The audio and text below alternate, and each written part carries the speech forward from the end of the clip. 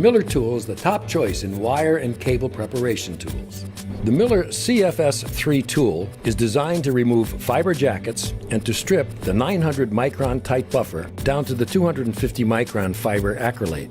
In addition, the CFS-3 removes the 250 micron acrylate from the 125 micron bare fiber. To begin, grasp the ergonomic CFS-3 handle firmly and close the largest notch around the jacket. Then strip off the jacket material. Using a Kevlar cutter, cut the Kevlar strength members.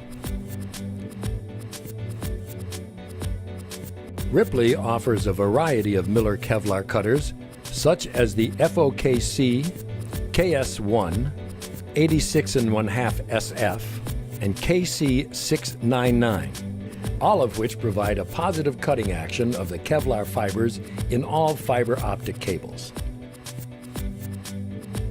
Use the middle notch on the CFS-3 to strip the 900 micron tight buffer down to the 250 micron acrylate.